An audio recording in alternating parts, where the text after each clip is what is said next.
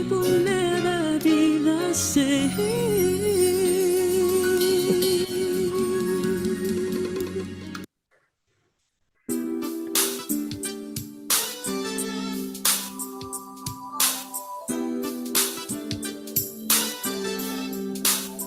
Good evening, everybody. Welcome to our Bible class tonight. Jacqueline M. Howard. Hi, Jacqueline. How you doing? I'm great, Pastor. How are you doing? I'm doing great. I'm doing great. I just want to thank you for coming on tonight and for being a part of our Bible class and a It's part of my our pleasure. discussion. It's my pleasure, especially during this Women's Month. Absolutely. Yeah, this Women's Month. It's not Black and women, but women in general. Women's Month and Women's History Month. Hmm. Uh, Jacqueline is a prominent global supply chain executive with leading consumer brands, Starbucks, McDonald's, deep experience in supply chain strategy, which is really great, um, and environmental sustainability and crisis management, proven innovator, and visible advocate for diversity. Um, some of the experiences, you vice president, direct sourcing and global supply chain at Starbucks, multiple leadership roles, some powerful vice president, chain supply at McDonald's, and also worked at DuPont in the same leadership roles. Graduate of University of Delaware with an MBA and a graduate of Duke with a BS in biomedical engineering. So, wow, that's a That's lot. all. That's all before retirement. So I'm now retired from all You are those retired? things. Oh, wow. Three I years didn't know now. you were. Absolutely retired. Yeah, happy and Wow. Wow. excited about Wow. it. Yeah. Yeah, with your experience in food chain supplying is very valuable experience. Yeah. I really enjoyed it. I actually happened upon it, and everyone thinks they know what they want to do, and they're 17 years old, and you end up not doing that exact thing. But I just happened to be really in the right places, the right people, blessed with a lot of mentors, and happened to get into it before it was popular. And it became very popular slash unpopular during COVID. But I've been working in that discipline for like 30 years.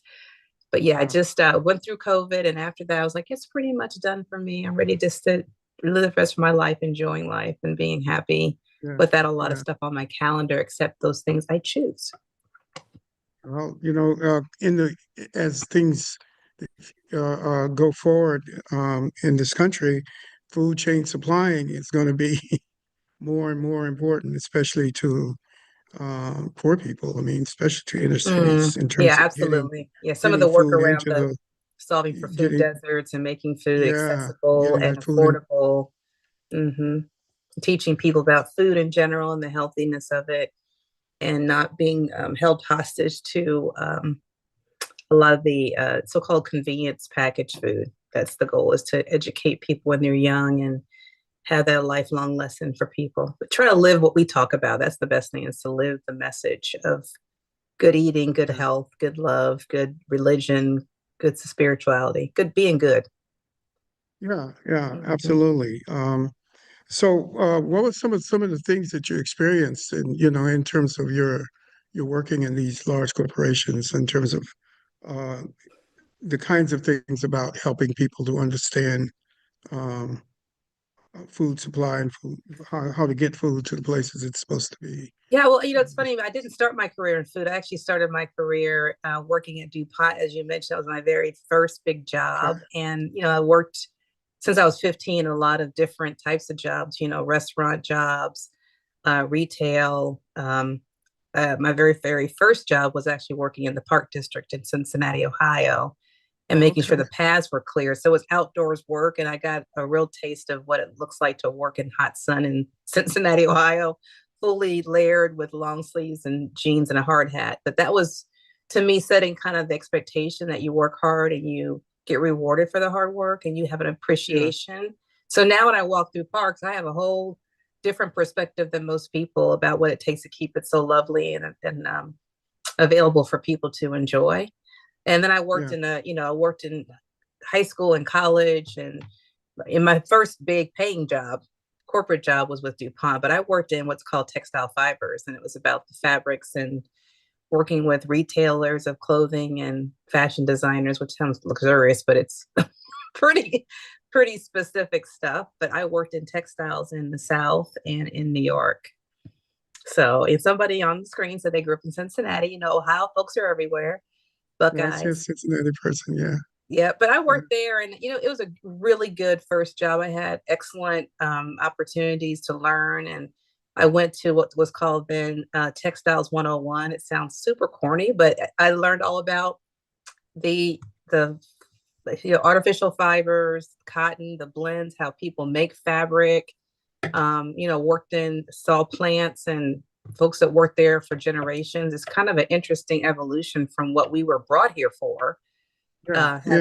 Yeah. having that history right in our culture about why we were in the fields with the cotton, creating and actually innovating things while we were there enslaved, but having to work that in the industry that was built on us was a super kind of epiphany for me, because I was able Yeah. to kind of live the dream of the enslaved by working Yeah. in an area where we built it, right? So Yeah. Yeah. yeah, I learned a lot, worked with some great scientists and great people. I was in marketing and sales, so I had a lot of chances to get to know the industry. And DuPont gave me my first corporate job and allowed me to kind of grow as a professional. But I also learned the importance of relationship building and trust and living Right. your word, being honest, especially in sales. It got me a long way, and I ended up staying there for 10 years. And it's interesting when I think about what's happening with all these crazy tariffs. And I remember, the minute the borders opened up and allowed for people to source product from different countries and global trade started, it did kind of impact the United States, but we are codependent, right, on other Yeah. countries. So we can't over tax each other, because it only comes back in the cost of product. So Yeah. I looked at that whole tariff thing and thought, okay, here we go, high prices and inflation. But it also, working at these companies taught me understanding business and economics and, pricing and all those interconnected ripple effects. So you can kind of see things that happen before they do. But Yeah. I learned a lot about, people and working with people within for people. And then I got to be a manager in other jobs, and, what it meant to be a good manager and leader. And I left there, and then I got into food with McDonald's. I went to Chicago, Yeah. and that was a whole nother experience working with the food industry. A lot of folks have no idea where their food comes from, but I sure do. Why don't you tell us? Why don't you tell us? Well, it's interesting because I Well, got there. I didn't have. I mean, I went to McDonald's. I ate French fries. And I loved the coffee. I was in Yeah. sales, so I Yeah. stopped by, and it was a clean restroom. It's just, I thought that was McDonald's, and so when I actually Okay. went to work for them, I learned Yeah. so Yeah. much about the big engine global machine. Yeah. Yeah. And I can relate to things like, okay, I ate the French fries before I was working there, but then I actually ran that business on the supply chain side. So I worked with all Yeah. the potato people, right, across Yeah. the world. Yeah. And I'll never Yeah. forget going to visit, because I used to visit the suppliers wherever they made the product. And I remember flying over, I think it was in Idaho or Washington State. And I said, look at Yeah. that big train. They said, oh, those are all potatoes for McDonald's. And it was like this whole like top down view, right? Of Wow. all these Yeah. potatoes being transported to make those world famous French fries. Pretty cool stuff. So Yeah. yeah, but Yeah. those kind of experiences are like, lifelong experiences. I work with some very smart people, Yeah. hardworking people. I met with the people who ran the restaurants, who owned the restaurants, the people who made the Yeah. product. And so, yeah, it was a great job. I worked globally. I worked in China for 3 years. My family and I lived there. Yeah. I saw that. I saw that in your bio. Yeah. Yeah. So, Tell I us a ended up little bit very about grateful. working in China. What is some of the flavor, some of the atmosphere about working there? How was that? We had never, ever, ever visited Asia before we considered this job. So, you have in your head what you think China would be like, and propaganda is a really bad thing, right? Really bad thing. So, Isn't it? you get there. We actually flew over without the kids to see if we would like to live there as Yeah. as a expatriate family. And we landed and we're like, who kept this big secret from us? I mean, Shanghai, China is a remarkably cosmopolitan Yeah, place, very modern. yeah, They love our music there. We felt very yeah, safe as an African American family there. We met a lot of other African American families, a lot of people internationally that work there. Um, we enjoyed the food, we enjoyed the people, the culture. We tried to learn the language. The kids were better off than we were as adults, but I mean, yeah, I worked hard, but we had a remarkable time, and it was just 3 years, but it felt like a lifetime because they traveled so much yeah, yeah, with the job. But I tell young people the best thing you can do is get your passport and just go because the world yeah, is there's so much to see, and like I really encourage people to go to Asia because it's such a different experience, and you'll change your mind about what you hear and the stereotypes, and we fight that every day here, but I think it's yeah, important to travel as much as you yeah, can. Hmm. yeah. Wow, just a wealth of experience and knowledge and all of that in one lifetime. And it's Yes. you live in South Carolina now, right? Yes, we moved to Hilton Head, South Carolina, Yeah. in Okay. May. We left Seattle. Love Seattle. We left Yeah. Seattle after Yeah. 7 years, 6 or 7 years. Yeah. Yeah. But our kids are in college, and we felt like it was somewhat far from Yeah. our family. And most folks are Yeah. east. Our son is still in LA in college, but everyone else is east. But we have family speckled everywhere, but the majority of our families in the southeast and Yeah. Midwest. Hmm. So what do you think? How do you think you can transfer some of this knowledge to the people in Hilton Head before, while you're there? How have you thought about that? Transferring some of this You, knowledge? well, yeah. Oh, well, sometimes you need to learn too. I'm a constant learner, so I think I need to learn a little Yeah. bit too. Now, there's a whole food culture down here too. Yeah. Yeah. So Yeah. That's South Carolina. yeah, the Low Country Gullah influence is very prominent here, and so Okay. the funny thing is living in Seattle kind of gets you on a whole different trajectory around your diet and eating. So, sustainability, but first of all, they don't recycle very well down here. So I'll say that. Yeah. Yeah. Um, That's the same. the other thing is we went to the grocery store, the kids and I went to the grocery store the first summer, and I, I said, I have never seen so much pork in my life. I mean, like the whole part of Kroger is all pork. It was like people love their ribs and their Yeah. pork and their, Yeah. oh boy, I was like, whoa, this is different than Seattle with all the non-meat Yeah. people. But Yeah. yeah, but we've gone to a lot of oysters, a lot of oyster culture here too. Yeah. Lots of oyster roasts. Learn how to eat oysters right out of the water, steamed. Um, yeah, there's a whole lot of discussion around how rice was a really big crop down here that the enslaved Okay. also helped to up level and make perfect. So Carolina rice is big. Indigo, a lot of people don't talk about that, but the Africans brought the knowledge of planting and harvesting and Yeah. using indigo, which is used for jeans and other blue type fabrics. And then, of course, cotton. You still see cotton fields, but of course, they're all machine harvested now. But the food is really special down here. And so we've been trying to do a lot of food festivals and go to different restaurants and understand the culture of food. But people do like their food in season, which is important, which is part Yeah. of my verse later. But in season food versus, strawberries in December, which, some places is grown in December, but you should eat food in season. It should be fresh as possible.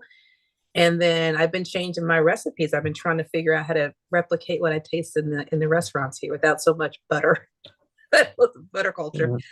But yeah, but it's That's like the you said, South. it's Yeah. called low country because it's on the sea level. And Yeah. Yeah.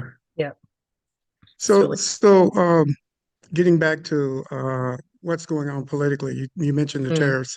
What do you mm. think about the whole assault on USA aid? I know that and the DEI situation. What do you think about that? What are your thoughts? I think it's a travesty for a number of reasons. I mean, on US aid, I mean, the one thing I remember when Kamala was before she was even running for president, she's a very smart woman. And, one of the things that she talked about was the importance of sustainability and the importance of paying attention to global warming and the temperature climate issues because it's very tied to national security. So most people Yeah. don't think about it. Think, oh, it's getting warmer. The people are having problems with crops. They're having problems accessing water. As a result, people are migrating and trying to move to different places where there's accessibility, and there's all kinds of issues with people immigrating. South Carolina There's was having some problem with flooding too, weren't they? Or Oh were they? yeah, I mean that the Yeah, climate change is everybody's problem. yeah, I mean we yeah. can resolve them differently here, but globally, when you start seeing the earth warm up and water start to become inaccessible and crops not growing, right? Yeah. People are going to go hungry, but people are not going to go hungry without fighting for food. And they're not going to No, go you're right. hungry without trying to find a place where food is, until there's going to be a lot of movement and border control issues, because people are going to be worried about who's coming to my country. But people want to live better lives. They don't want to starve to death. And so, global warming is very much tied to food and the food supply chain, the accessibility of food and shelter and safety. And so the minute you ignore it is the minute you're going to have some problems. So I think it's a real issue. And she brought that up a couple of times as a Yeah. national security issue. And then, people are just, there's too many places where food's thrown away and not used. We should be embarrassed. I think in the United States, the numbers up to 40% of the food grown is wasted. Either it's left in the You said field, 40%? Yeah. 40% of the 40. food Wow. produced goes to Wow. waste, either in oversupply, either in transportation not being perfect. So some food goes to, bad. People throw food away at restaurants all the time. People throw food away all the time. People overbuy. So if you think about a train, right? A train has an engine, it has cars, it has a caboose, right? And so the engine will pull the train cars will go, and the caboose the last thing. But when you suddenly stop the engine, those cars don't stop. They pile into each other, right? So the engine is the demand. So the engine Yeah. moves, and it moves quickly, and especially when people are like buying, and all of a sudden people may realize I don't need that much, or guess what? COVID stopped all the commerce, so the restaurant shut down. But guess what? That food was still coming. All Yeah. that food was still being, Yeah. grown and harvested. Animals were being grown for food, and that stuff was still coming. So a lot of it got thrown away. It got wasted. It got plowed over. Milk got poured down drains. Animals are still making milk. They didn't know there was Yeah. COVID going No, on. no. So Yeah. there Yeah. was so much waste. And I think it became much more obvious during COVID, but it's always been a problem here. But if you think Yeah. about that, and you think about people starving in different countries, right? Resorting to drastic measures to get food. You think about even Palestine, how people have been cut off by food, and they're Yeah. grabbing at whatever rice or meal they can Yeah. get. So USAID was actually there to help support those countries in distress. I mean, we give to UNICEF, and all those Yeah. other organizations, because people in war-torn countries can't get food, right? And they're there to help make sure people are stabilized and get medicine and food. And I mean, why would we do that? Like, why would we cut that of all things? There is a lot of waste of other places Yeah. in this country where you can stop layering all this management and wasting all this money on silly stuff. But why would you cut that? And all those people who work there do it from their heart. So that's a travesty. And this whole thing around DEI, which, it's how we're supposed to be. We're supposed to be a tapestry of different people working together as a country, showing love and affection and respect. And so they've weaponized the words diversity, equity, and inclusion to mean underqualified people work here. And we know, Yeah. we know good Yeah. and well that is absolutely not the fact. Yeah. Not Yeah. the fact. And I know you have lived a life full of probably having to prove yourself more than anyone else for no reason, more than people just think brown or black people don't have any Yeah. brain. But we know that's not true. And we know most people who are in these roles have over earned them. So, Well, I sort of led a sheltered life. I was in the Black church, and right. so I was sort of sheltered from that, except, Mm. we had a fire at the church, and Oh, I was driven out into that world of where we were trying to get financing, where we were trying to, mm, um, you know, uh, prove that we needed certain things and defend uh, uh, our structures and defend our mhm, plans, and we kept running up against people who looked at us like, you don't need that. I mean, mm, why do you need that? And it was shocking. It reminded me of how insulated I am in mm, terms of being in the Black church. I mean, we have, obviously I have a set of problems, but they're never problems that just question, look at you and question both your your your capacity to understand Mm. and the need factor, and in a way that they want to limit what your expectations should be Mm. Yeah, it's and it's that and it's a what your shock when you possibilities should be. And they'll look you in the it's face shocking. and do that. And it was shocking to me, but yeah, Mm. yeah, and I really admire people who have to face that every day. Well, It would be very difficult for me to have to face that it every day, it's to it's have hard. my values, my personhood, my sense of Mm. myself, and sense of what I expect and my expectations, all those questioned with one look, one stare, or one hesitation, or one, but that kind of thing. That's very, it's very hard. It was very hard for me just trying to do that. I couldn't imagine Right. doing that every day Well, I think, but at that's a high the level like you guys were. I'm sorry. yeah. Here's two things. One, that's the mask that we have heard about from many people. The mask that you wear at work and the one that you take off before you go back home. But first of all, I guess there's some people who are cut out for this work and some people aren't. But no matter if you think you're cut out, it still wears on you. But I had a blessing of having tremendous family members who supported my schooling, my careers, and sounding boards for me if I called and asked a question. And I have a phenomenal group of very, very close friends who support me. And we talk about these things all the time. And even at work, I mean, I was able to find a collective of Yeah. especially Black women who affirm. Sometimes you have to get affirmation from each other because sometimes people try and chip away at your self-esteem and chip away at Yeah. you.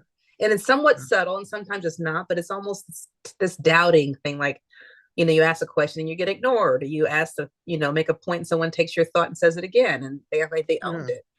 Or people, overly question you. And, at my level, especially, I found it funny for a while because my team that I built, we were really a good team in every department in every place I worked. But what was interesting is we'd all go in there and they defaulted to asking the white man for permission, like he was the manager, and all the time they're like, "You got to ask her." Yeah.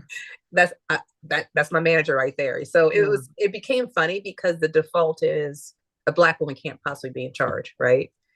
So I just let them Yeah. kind of swim in that kind of uncomfortableness, right? And just let them that's your bias, that's not my bias. I And think then it takes you do have to kind of catch yourself too, because you do feel like you get mad and angry, and then so you have to uh, kind of figure out where to take that, because you can be a very bitter person if you let it get to you. says a lot about how you grew up and everything. Mm-hmm. You had to have real undergirding, parental undergirding, and tell us a little bit about how you grew Yeah. up. Yeah. Again, another blessing because I got a big family on both my mom and my dad's How large side. is your family? See, how do I count it? So my mother's side, let's just start there. My mother's side, her father is one of 10. So it's a lot of great aunts and uncles. And then my grandmother was one of 4, but 2 of her brothers passed away at an early age. And she had a sister. So she had a smaller family. But the interesting thing is her cousins and on my mom's side, that family was growing up in the same place that my grandfather's family was growing up. So they weren't married yet, but all the siblings and cousins knew each other. And so there's a lot of these double cousins, as we call them. So that's my mom's side. And my dad's side, my mom and my dad got divorced when I was 4. But no matter, we had a lot of interaction. He's always in our lives. But we have half siblings. So as a result, my sister and I. So I have about 10 total siblings in the sibling group. Okay. It's like 10 of us. Okay. So and depending on the age, we got, my older sister has grandkids the same age as my daughter because we're Yeah. staggered in age. So Yeah. when we get together, My there's a lot of family's the us. same way. Yeah. Yeah. Exactly. So a lot of folks would say, Yeah. "Yep, I understand that." Yeah. And then my daddy was very involved in our genealogy, and he kept finding descendants of his great grandparents, or his grandparents. And so we have a whole section of cousins in Chicago we found out about when I was in my 20s, and we're all super close. So but everything about having family around was meaningful. So, there was always somebody to check you when you're getting out of control Yeah, and a little bit sassy. yeah, There were yeah. people who were there to talk about different things. So you may go to this aunt for that, or this uncle for this, or this cousin for that. And I'm very proud of the fact that on my mom's side, especially, we've been having family reunions for over 80 years nonstop. Yeah, So yeah, since 1941, my great grandmother put in place a reunion, and we've had these reunions. Even during COVID, we did it with Zoom, yeah, and that means a lot to me. So I've got family. We call each other, we check in, we yeah. travel to see each other. My mother is turning 90 in June, and we're trying to Wow. have 90 with her Yeah, 90th, that's a and blessing. we're That's a real halfway there blessing. already with the Yeah, RSVPs. Yeah, so but we're all close, and I think the affirmation of you can do anything. My grandmother said, "Live your life, yeah, girl. Just go for it." I never forget that. She yeah, never pressed me to get married early. Never said, why are you doing that? She's like, go, just go. yeah, Because she yeah. went to college, and she couldn't even work as a teacher because of discrimination. Wow. So here Yeah, we are with the DEI discussion, right? Black woman. yeah, She was yeah. born in 1909, and she had a college degree, but she couldn't get a job teaching because she was Black. That's crazy. That's That's crazy. crazy. But she worked for That's the federal crazy. government. She worked, and she got all kinds of accolades, as did my grandfather. And we were raised to work hard, and we're expected to go to school. We're expected to go to Yeah, college. Yeah. yeah. So Well, yeah, yeah, I come from a family, my dad had 16 children, so wow, yeah, I lots of was the cousins, second lots of oldest. lots of little So nieces I and had nephews. cousins, aunts, Gotta love all of it. that stuff. Are Yeah, they I all in mean, Seattle? it's a great experience. No, oh no. From my family is in Tulsa, is in Oh, Oklahoma. okay. Oh, Um, Tulsa. I came here from Virginia though. Hmm. Most of my brother siblings now are in Virginia. They all Okay. followed me to Virginia, and then I left. And you There's left too them many. there, huh? I left them there. All the other coasts in Seattle. I got a few siblings here, about two Oh, that's siblings good. here. It's good to have family around. It sure Yeah, is. yeah, it's good to have family. It's great. Family is really really tremendous, especially to give you somebody to give you feedback about yourself, like you were saying, and to give you a sense of self, Sense of self. a real proper sense of self, a Amen. healthy Yep. sense of self. Yes. So yeah, Well, I um, remember yeah, I, going to college. So you said you were like kind of sheltered in the Black church. And I remember leaving my very diverse high school in Cincinnati, okay, Princeton. If anybody went to Princeton, say hey. yeah, But black teachers, HBCU graduates, you know, all the friends that I made were from different backgrounds. And then I go to yeah, Duke, which is in the South, private school, and yeah, I got a yeah, wake up call. I mean, what the heck? People were acting very different and yeah, even commenting on the skin color. I'm like, what are you talking about? It's yeah, just yeah, very strange. All the people that yeah, worked at Duke were yeah, Black, but most of the kids that go to school there are white, yeah, privileged. So yeah, again, this whole DEI conversation, people are acting like we shouldn't have been there. And I'm like, oh, you don't understand. I earned this seat. yeah. My No, no, scholarships were no, not no. I needy. agree. They were I, all merit. I mean, come on now. I went to Union Theological Seminary, so Mm, I wow. understand. Yeah, you earn that. You earn that right. You earn that right to be in those rooms, in those spaces, Yes. and to have those debates, and it helps. Obviously I didn't. I kind of, as I said, sheltered in the Black church, in the Black community. So I don't think I had the temperament to do what you did. I think I you think you what you you learn did, you it learn. takes a special kind of person, and I Yeah. think it takes special kinds of people to open those spaces up, which is what you did. Somebody has to open those spaces up Yeah. for people to come behind, because somebody has to pioneer and make sure that some questions won't be asked and some stares won't be given, and some people who are coming behind you won't experience One would hope. some of the stuff that you well we One would hope. one would hope. Yeah, because the But thing that worries the with thing this that whole DEI thing, it yeah, brings it all back up. Yeah. it brings it all Right. back up. And what worries me most is that, unless you tell the stories, they will get repeated. These things will get Yeah. repeated. So I'm a Yeah. listener. I learn. There were people, thank God, there were people there of color, Black people especially, before I got to these Mhm. companies. but I sat at their feet and listened because they had some stories to tell, right? Yeah. And I was not going to say, oh, it's not like that now. But when they tell me stuff and I started seeing it myself again, I'm like, okay, this is not the first time this has happened. So I would call them and say, what should I do? Because I was not perfect in my job. I grew into it because of the mentors that I had, but I had no problem asking for help because I was not trying to live through stuff by myself, but I had people I could call and ask for advice. There was only a few people in our family that were corporate people, very few, but I still would call them. But it's the people that were at these jobs that before me laid the groundwork for me to be there, right? And they had to fight the EEOC stuff. They had to fight they were the first ones, and that was quite lonely because that's the worst of it. It is lonely. So when you're up at the top and you don't have anybody around, oof. Yeah. Yeah. How did you deal with the loneliness of it? I mean, I really identify with that part because it's lonely. It can be lonely anywhere where you're going against the grain. Well, I lived in New York City for almost 5 years when my job with DuPont. As many people were there, I felt lonely often because you got to have somebody you can connect with. But I rarely meet a stranger, and so people, I want to be around folks that affirm me, but sometimes those people don't look like me. Everybody white's not your enemy, and everyone black's not your friend. Some people say, all skin folk, kinfolk say skin folk and kinfolks. What do they say? But the thing is, I needed to find support and I wanted to help people at the same time. So I would find something in common. And I'll talk to a stranger in a heartbeat. My family's like, Mom, please stop talking to people. But I get it. Honestly, my mom talks to everybody.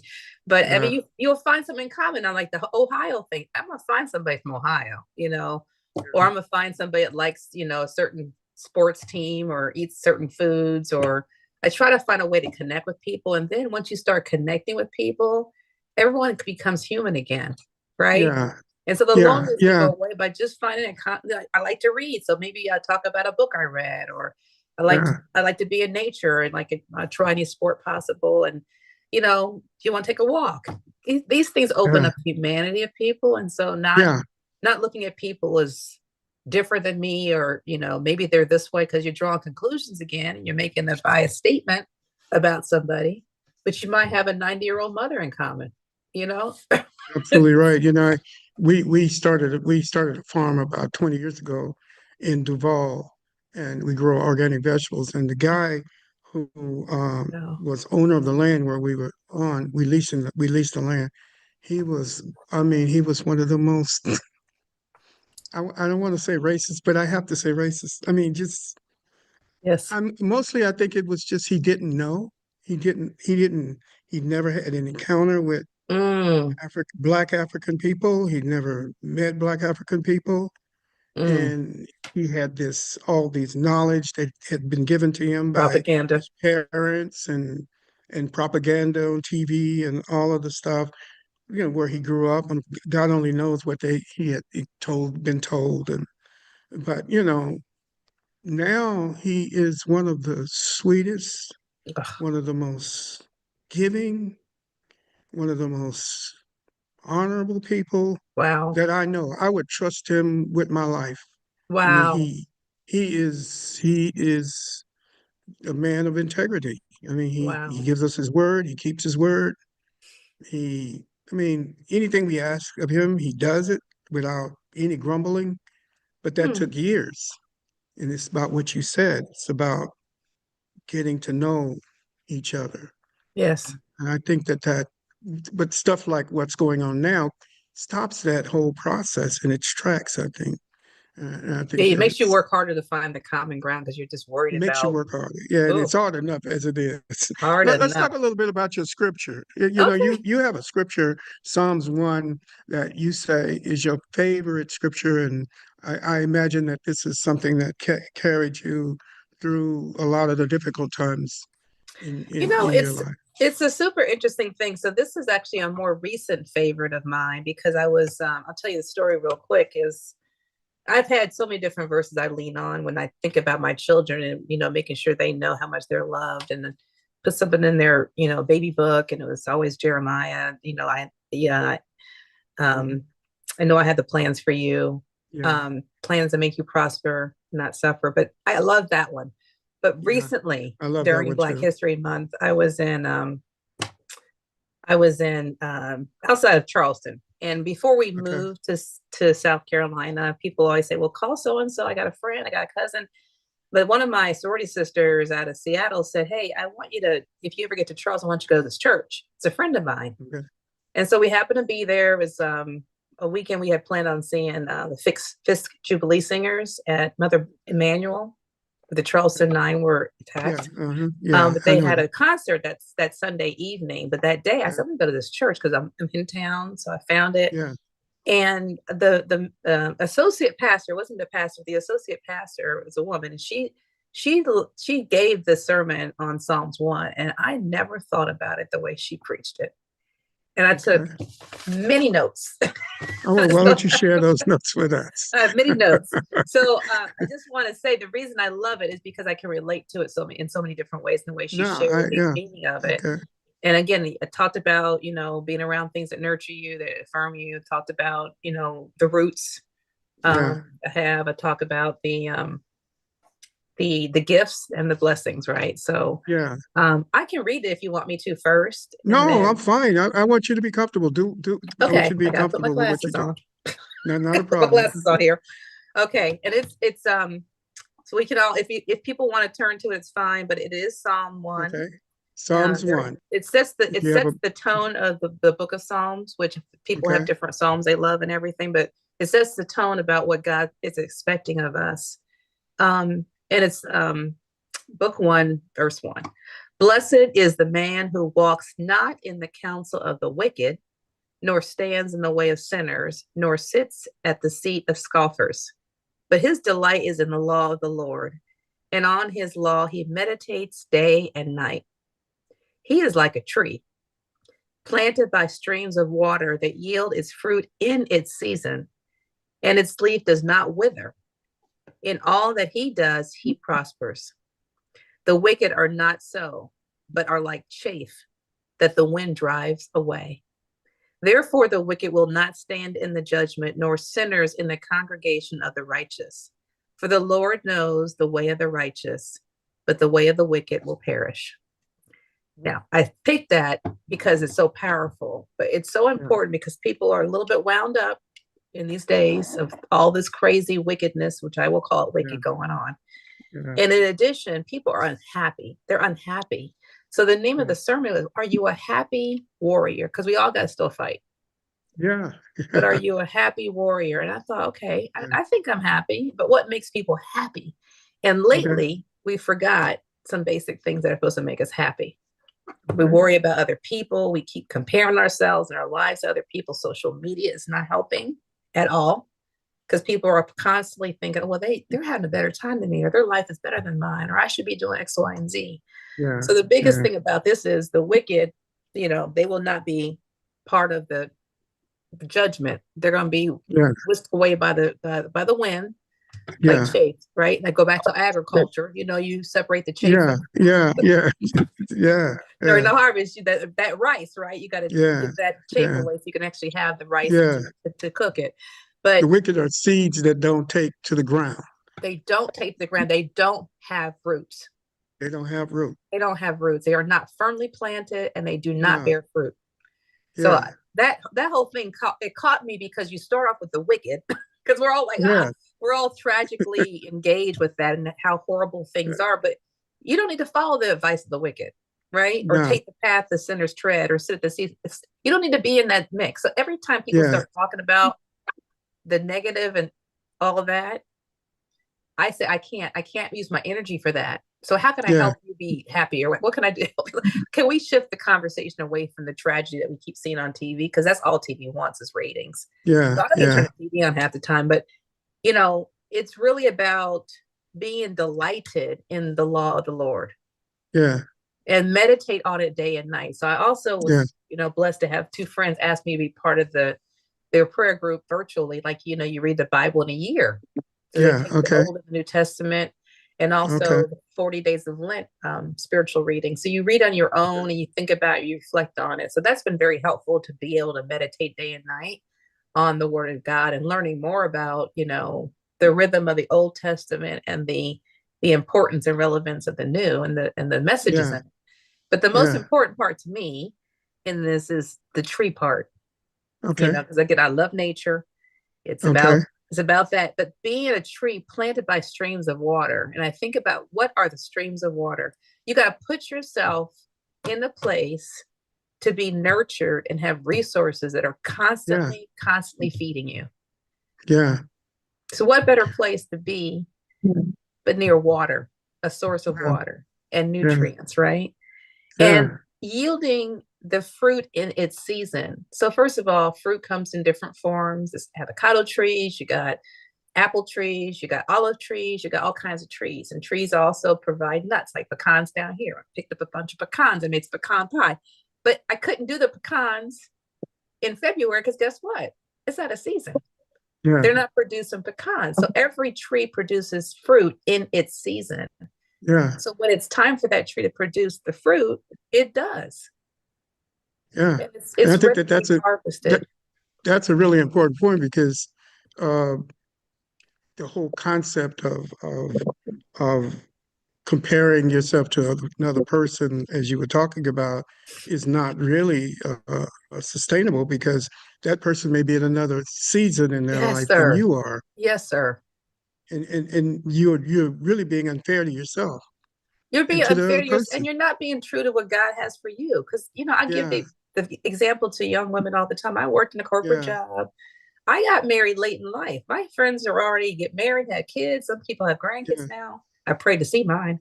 But I Yeah. got married late and I had kids late. But that was my season. My season was to Yeah. work, Yeah. have the experience, maybe even the resources. I had my kids late to keep me young. I knew Yeah. about Kendrick Lamar before some of my friends did because my son told me. you know, but it's just they kept me young, and I had them at the right time in my life, right? So if I would have said, "Oh, I'm not married, y'all have kids," but God was blessing me in a different way, in such Yeah. a different way. And so Yeah. I reflect on that, and I keep encouraging people who have this need to compare. You're in a different season, and Yeah. you're blessing. You have no idea how you're blessing people right now. And this Yeah. fruit, and this woman was amazing. She said, "Their leaves do not wither." So we Yeah. don't get weary. We keep producing because we're rooted close to our resource and our nurturing point of water Yeah. and love, right? And the people that love us. And all they do, they prosper. But she said, the other thing is the fruit that you're bearing is not for you. Wow. Your fruit is not for you. It's the blessing you're Yeah. giving other people. She said, you think apple trees eat apples? You think olive trees, they Yeah. don't consume their fruit. No, they give the fruit. They give Yeah. to the world, right? And so I think about Yeah. agriculture, my job, producing food. I felt like I was feeding the world when I worked at McDonald's. It sounds Yeah. corny, but I'm like, people had a way to eat, and there was some good food that our family ate at McDonald's all the time because I knew how Yeah. to work the menu, and I knew where the food came from. But the point is that the fruits you're bearing is for other people. It's the Yeah. blessing you give. And if you're in a church and you've got skills, if I'm in supply chain, I know about finances and I know about logistics, and you need help to organize something, I should be raising my hand. Yeah. That's my blessing. That's my fruit to give to the church. Yeah. It's not about Yeah. just taking the message, right? It's about Yeah. giving something to other people, but the fruit that you bear is for Being other nurtured people. by being nurtured by the Spirit. You should, Amen. if you're in a church where the Spirit and the Word is coming forth, it nurtures you to bear that fruit so Amen. that you can have something to give. Everybody, as you say, has something to give. I mean, every tree that's being nurtured bears fruit. Yeah, Bears fruit in its season. Yeah, in its yeah, season, and that's so important. So I think that was something that really struck me, especially because the happiness, what makes you happy, what does it mean to be blessed, are you surrounding yourself with people that share your values? And I grew up in the church, and I took Bible study remotely. I was actually writing to a priest at one point saying, I don't understand this verse, can you explain it to me? We used to do this like correspondence course back in the day. You write a okay, all letter, right, you had to wait for the letter to okay, come back. People had okay, patience back then too, but I was always wanting to grow in my faith. And you're laying the foundation by meditating on the word day and night. So she said, get into your Bible, learn more about the Bible than you think you know, and it's ever evolving process, right? But I just love that whole message. And your gift from your tree is not for you to use, it's for others, the community. It's a way to uplift others around you. I just, Yeah. so this is my new favorite verse. And it's so No, it's relevant. it's a powerful, powerful verse. And I think that some of the most powerful things is that you said was your fruit is not for you, it's for others. And that every tree that's by water or by the spirit, water in the Bible represents spirit, the right spirit, it grows and Yes. produces. Yes. So yeah, I just think this is a time. Another thing you said, which is very important, is that we shouldn't be looking at the negative all the time, what's going on and how it's going on, rather than looking at how we are challenged to share and give our fruit and to do what do what we are to do in this space and in this time, because Hmm. that takes a lot of energy to do what we have to do. It takes And a lot of yeah, energy. And you have to replenish your source of energy. If yeah, you're always on, yeah, high alert, if you're always in crisis mode, you're in fifth gear, you're going to deplete your energy source. And you yeah. can't, I used to say at Starbucks, you can't pour from an empty cup. No, you can't. There's You nothing to can't give. pour You from got to put your mask on nah. first. Everyone talks about putting your It, mask on first and help somebody else yeah, out. yeah. Sometimes you have Yeah. to. Sometimes you have to back away Oh, from all of. often. And today, right now, it's just so every day there's a crisis. Every day there's something. You just have to back away from that and not let that empty you out in terms of your strength, your resolve, your Yes. emotions, and Yeah. and Just and take understand that care. you have something that Mm. you have a job to do. You have something that you have to do. You have a purpose, and you should be about that. You should And be about every that day, and taking care of those that need it most. I mean, I'm trying to be here for my family, my kids, my a family that works at the federal government. They're going to furlough, they're going to have a job. It's just chaotic and it's very disruptive. And I think the whole point of this particular administration is to distract and disrupt and cause chaos. yeah, So yeah, people lose their focus. But like, yeah, you got to stay on point, you got to stay on focus, you got to yeah, stay close to yeah. the cause. You can't get distracted. I think that's the biggest thing. And we have been through worse.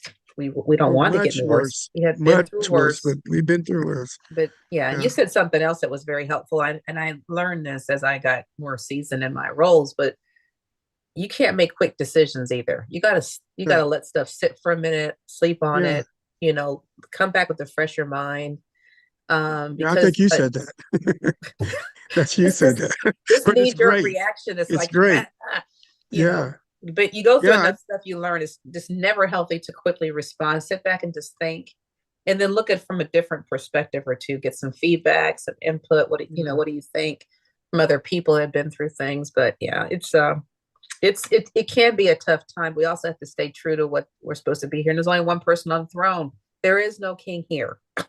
No, As much as absolutely somebody not. wants to be. Oh my And goodness. this too is just a season.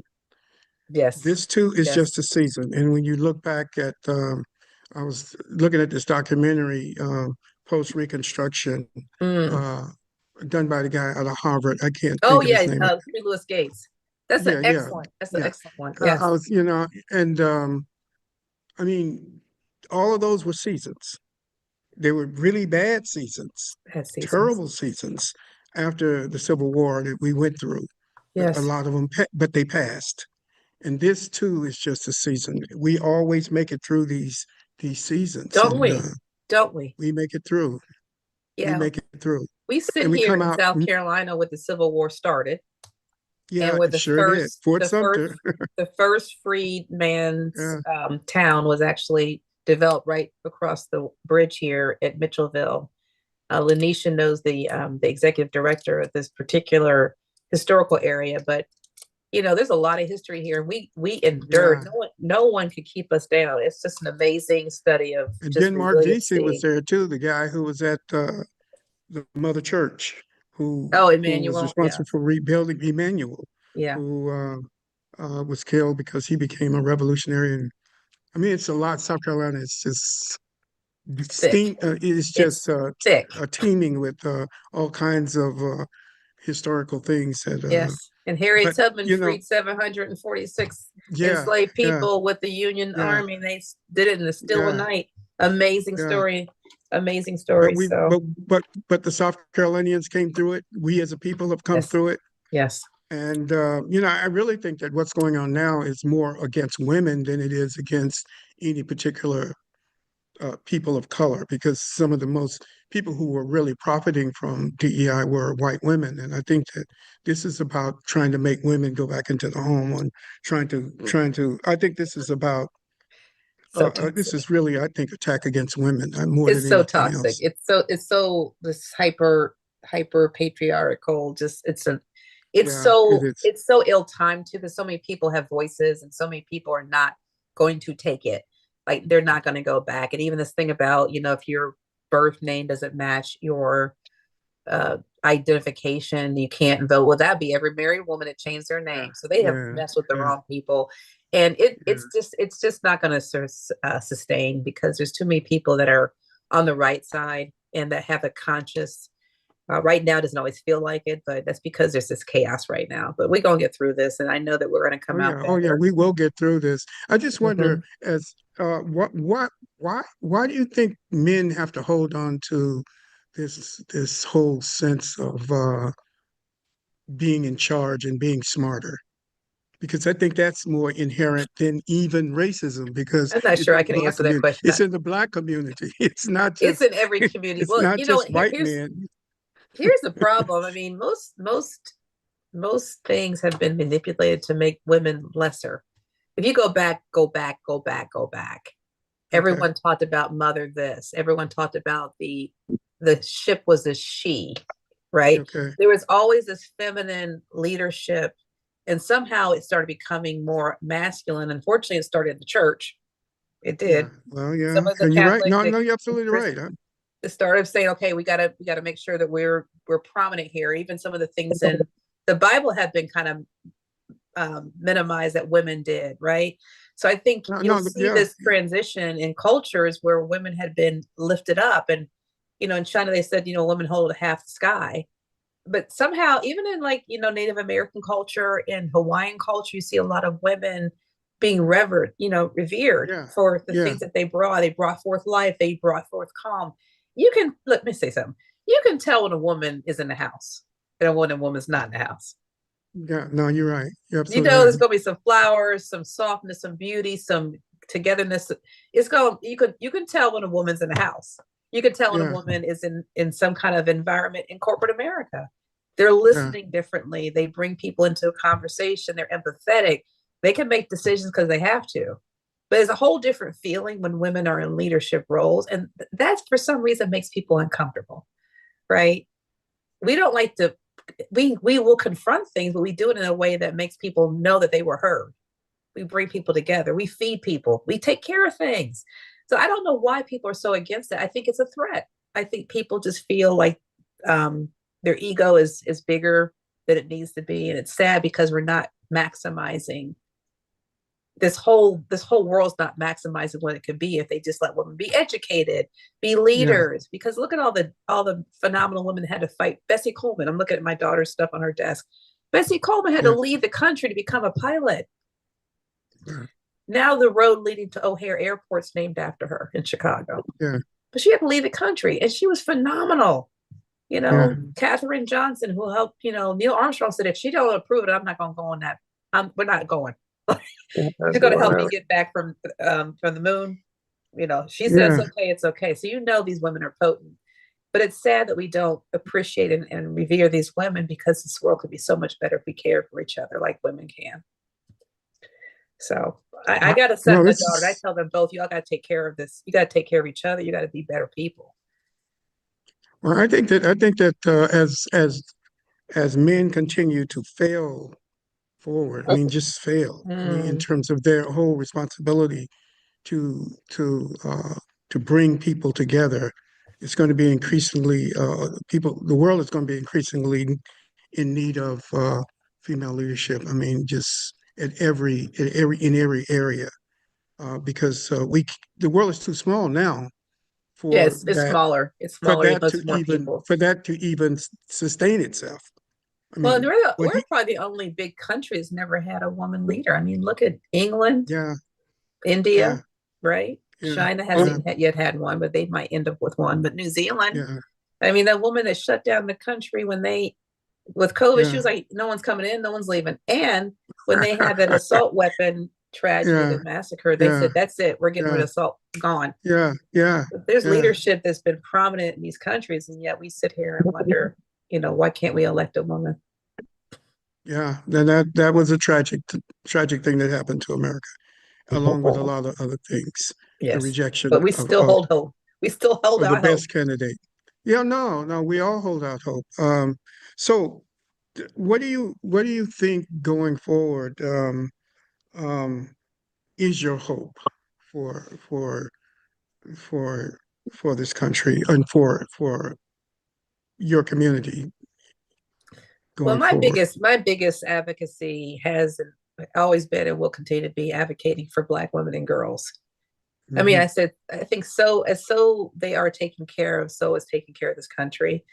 Black women and girls have always put forth so much effort to make things stable, to bring forth the good things, to look out for other people. I mean, when we were brought to this country by force, we still had to take care of things. We took care of other people's children. We took care of people's houses. We took care of the crops. We took care of those children that we even lost. We were constantly taking care of things and then waking up the next morning and doing it again, you know. And we look after each other. But the girls have to be affirmed. These Black girls need so much more affirmation than ever. And I just know how beautiful and smart they are. And they just need to be put in the right places with the right amount of support. And they're often left behind um, unnecessarily. So my advocacy is for them because as those doors are open for them, so flows everyone else, right? Because Yeah, we usually reach back and pull people forward. We lift as we climb. And so I think that's just going to be what I'm doing. I'm doing do it in Hilton Head. I'm going to be in organizations that do that. I'm still an active woman of Alpha Kappa Alpha Sorority Incorporated, and we focus on, okay. affirming Black women and girls, and in Yeah, so many ways, and being part of the community.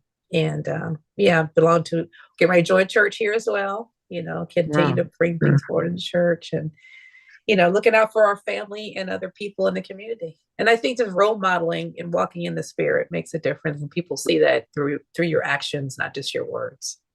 Well, your life is a role model for um, all Black women and girls, And and you others. have and others. No, but it is a role model.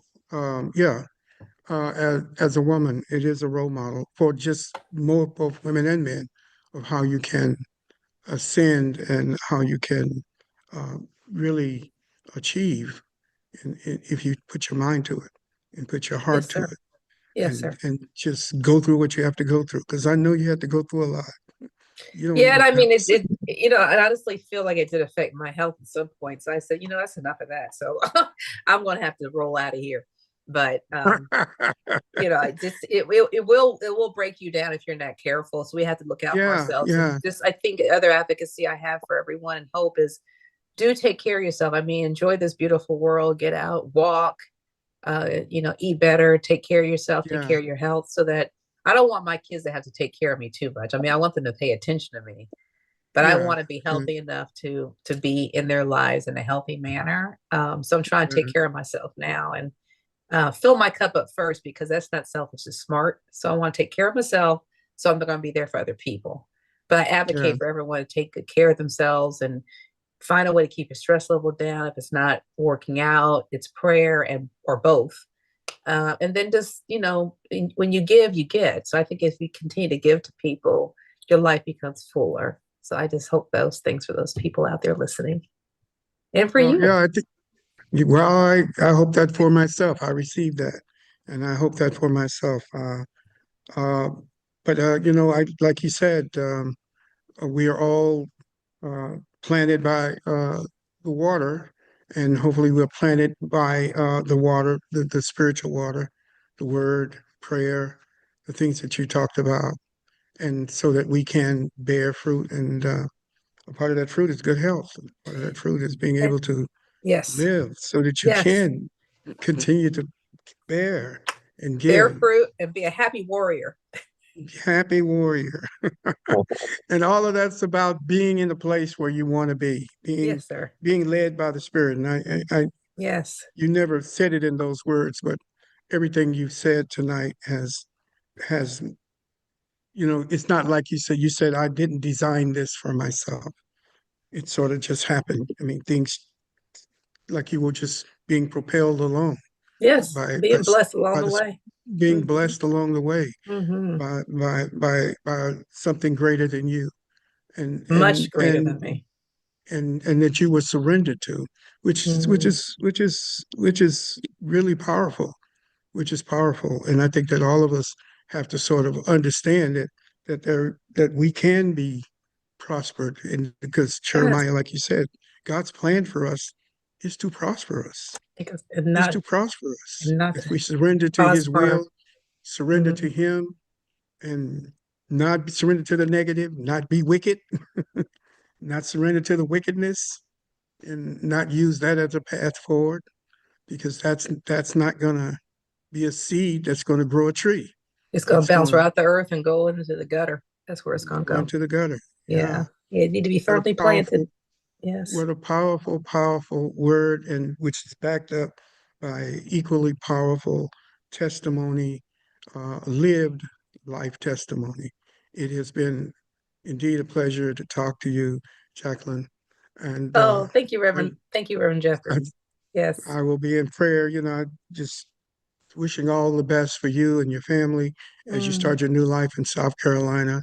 thank And if you. there's one last thing you want to say to somebody who's listening, maybe a woman or a girl who's listening, what would you say to them right now? Oh, just know how fabulous you are, wonderful and blessed, and remember who you are and whose you are, because you're here for a reason. Don't you ever forsake that. Must always remember you're here for a reason. You may not know right now, but you are definitely a gift from God and a child of God. Scott. So we'll end on that. God bless you. God bless God all of you bless who've you. tuned in, and hope that you have been blessed as much as I have by this conversation with Jacqueline Howard. We have enjoyed this night, and the Spirit of God has been in this place, and we just pray that you will have a blessed evening, and we'll see you next Thursday at 6 o'clock. God bless you, Jacqueline. Thank you so Jacqueline. much. God bless you. It's been a pleasure. Good night. Good night.